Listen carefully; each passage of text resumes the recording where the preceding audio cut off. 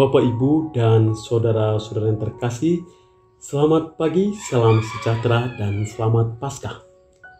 Renungan hari ini dikutip dari Yohanes bab 20 ayat 11 sampai 18. Marilah kita membuka renungan ini dengan doa pembukaan. Dalam nama Bapa dan Putra dan Roh Kudus. Amin.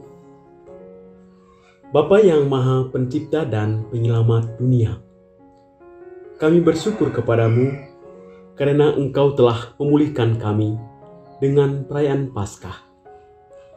Bimbinglah kami ya Allah, ke cahaya surgamu, untuk menjadi saksi atas pengalaman kebangkitan putramu dalam diri kami yang masih rapuh ini. Ajarilah kami seperti para muridmu dan Maria Magdalena untuk mewartakan penuh sukacita dan bergembira di dunia ini. Demi Yesus Kristus putramu yang berkuasa kini dan sepanjang segala masa. Amin. Marilah kita mendengarkan sabda Tuhan. Setelah makam Yesus kedapatan kosong, Maria Magdalena berdiri dekat kubur dan menangis. Sambil menangis, ia menjenguk ke dalam kubur itu. Dan tampaklah olehnya dua orang malaikat berpakaian putih, yang seorang duduk di sebelah kepala dan yang lain di sebelah kaki di tempat mayat Yesus terbaring. Ketika malaikat-malaikat itu kepadanya, "Ibu, mengapa engkau menangis?" Jawab Maria kepada mereka, "Tuhanku telah diambil orang, dan aku tidak tahu di mana ia diletakkan." Sesudah berkata demikian, ia menoleh ke belakang dan melihat Yesus berdiri di situ. Tetapi ia tidak tahu bahwa itu adalah Yesus.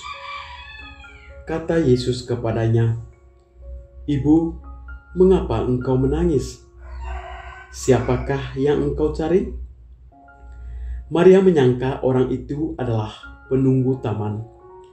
Maka ia berkata kepadanya, "Tuan, jikalau Tuan yang mengambil dia, katakanlah kepadaku, di mana Tuhan meletakkan dia, supaya aku dapat mengambilnya."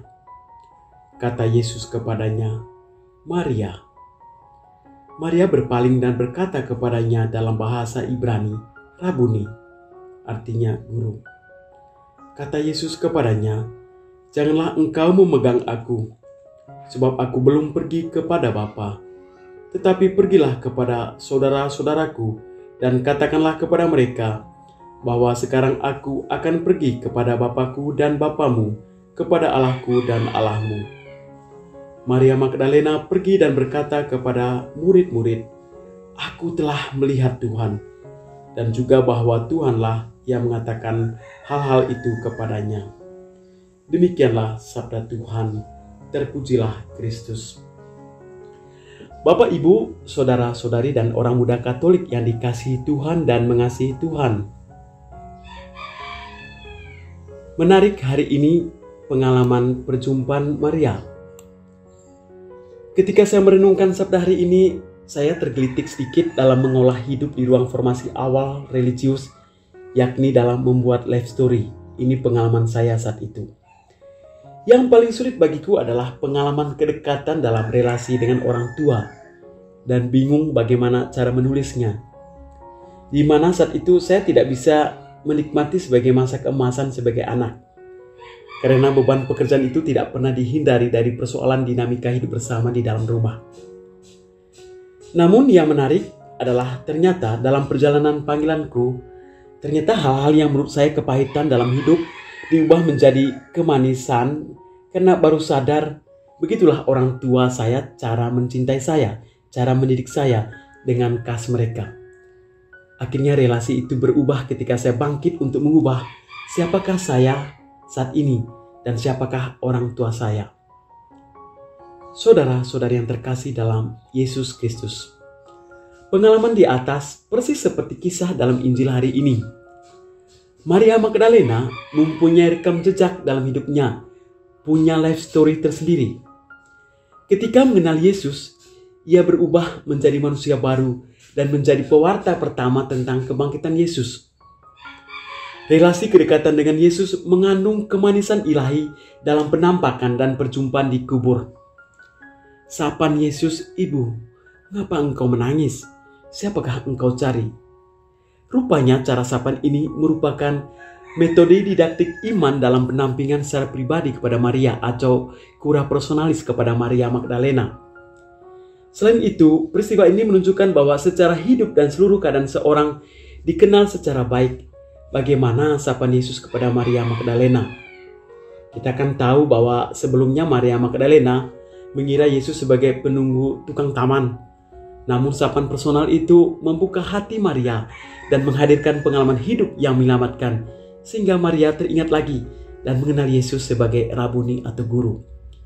Peristiwa ini memberi gambaran dan inspirasi bagi kita betapa besar maknanya dalam intimitas relasi dengan Tuhan. Saudara-saudariku yang terkasih dalam Yesus Kristus, Yesus memakai Maria Magdalena sebagai tokoh utama sekaligus wanita heroik yang teralienasi oleh dominasi kaum pria dalam budaya zaman itu. Dia adalah representasi nilai dan norma masyarakat tentang peran perempuan yang tidak diperhitungkan oleh masyarakat zamannya. Ketika dia terasing, terbuang, dan tersingkir, Yesus datang hadir menyapa dan memeluknya dan dipakai sebagai orang yang bisa menjadi partner dalam misi Yesus. Maria Magdalena membuka kesombongan intelektual orang-orang yang mengerti tentang hukum zamannya dan juga kesombongan rohani yang merasa diri paling suci dan superior dalam hubungan Allah pada zaman itu.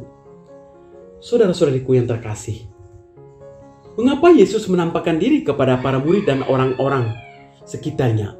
Misi apa yang hendak disampaikan?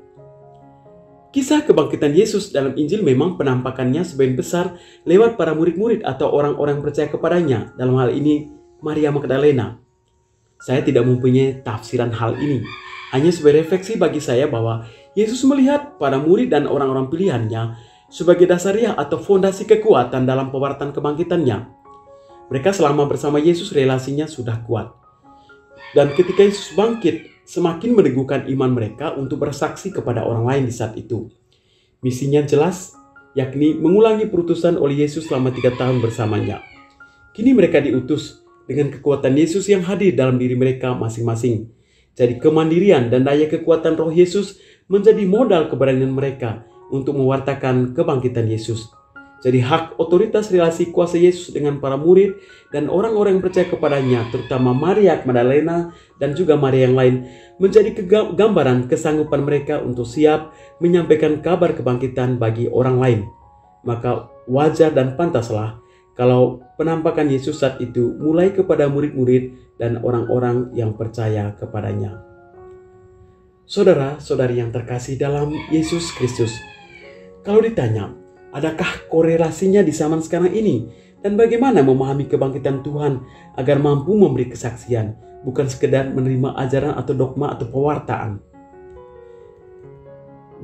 Fakta bahwa Yesus telah bangkit dari antara orang mati secara historis adalah pokok yang tidak dapat disangkal oleh siapapun. Akan tetapi persoalannya adalah bagaimana peristiwa itu menjadi nyata bagi kita dalam konteks sekarang. Saya melihat secara sederhana saja, kebangkitan dalam konteks zaman sekarang tidak dilihat semata-mata secara visual, yakni dihadirkan kematian fisik seperti zaman Yesus. Namun untuk memahaminya demikian, saya sudah lama mengalami kematian, artinya sikap saya yang jauh dari Allah. Mungkin saya malas berdoa, malas bekerja, malas ke gereja, anti hidup menggereja, bahkan anti sosial, dan lain sebagainya.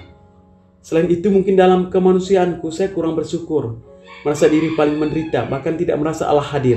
Adanya kesombongan rohani dan kesombongan intelektual. Bagi saya, inilah dosa-dosa saya yang akan ditebus oleh Yesus. Pengalaman ini dibuah oleh Yesus, saya bangkit dan membaharui kemanusiaan saya di Paskah ini. Saya mulai melihat Allah yang bangkit dengan aktif hidup menggereja, selalu bersyukur atas kasih Allah, mengandalkan kasih Allah dalam hidup ini, mencintai hidup ini sebagai anugerah Allah.